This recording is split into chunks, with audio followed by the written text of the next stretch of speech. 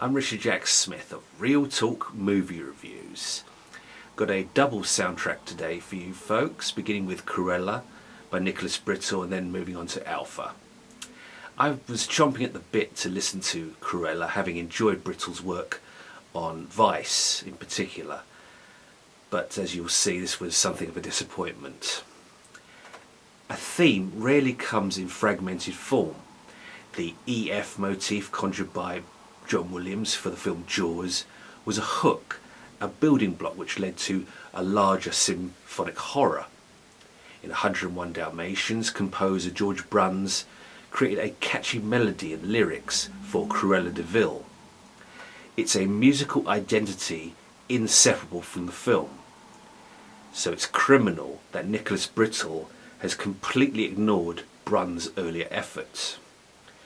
If this were a blank slate, it would simply be a strange rock score. Yet because a thematic legacy already exists, comparisons are inevitable. By itself, the guitar and elements in Cruella seem fortified by a twisted ideology. The film follows how Cruella came to be, played by Emma Stone. So madness is afoot.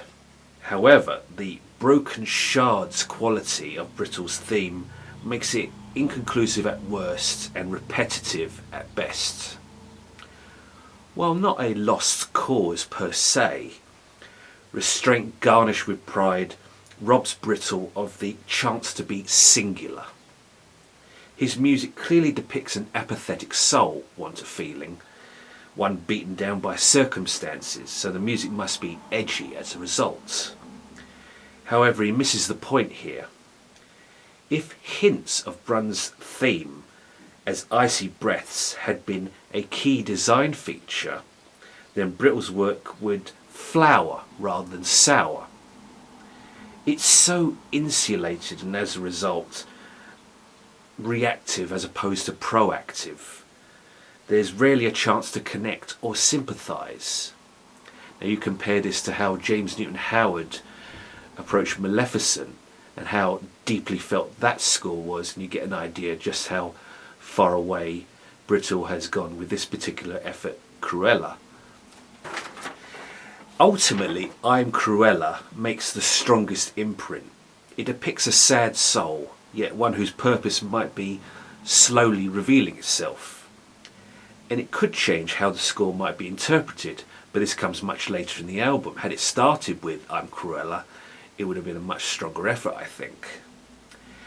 The cliff tacks on an agonising adagio, slow musical movement.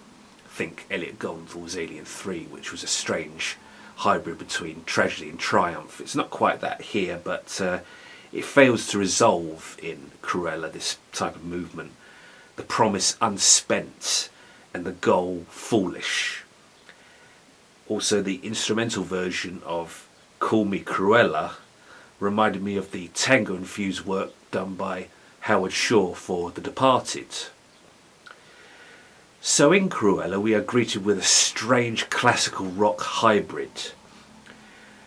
Britell completely dismisses the prior identity made famous in the Walt Disney animated feature, except for the terrible song performed by Florence and the Machine, and it was terrible. Dangerously close to schizophrenic and extremely pretentious, Cruella misses the boat. I give Cruella by Nicholas Britell 2 out of 5 stars. This week's mini review, Alpha by Michael Stearns and Joseph S. DeBeasi. Thank you to James Charles Taylor for this review request.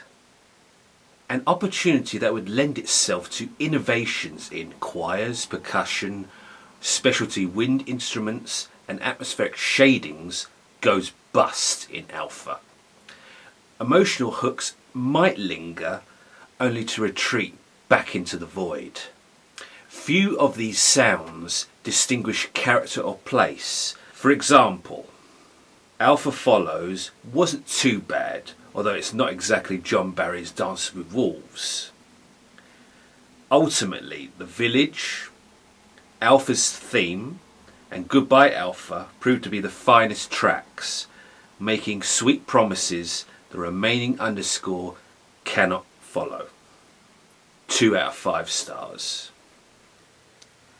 For more film and soundtrack reviews, please visit Betty Jo Tucker's website, Real Talk Movie Reviews. On Facebook you can find my pages, Hip-Notic Movie Reviews and Hip-Notic Soundtrack Reviews. I am Richard Jack Smith, thank you for watching and I'll see you next time.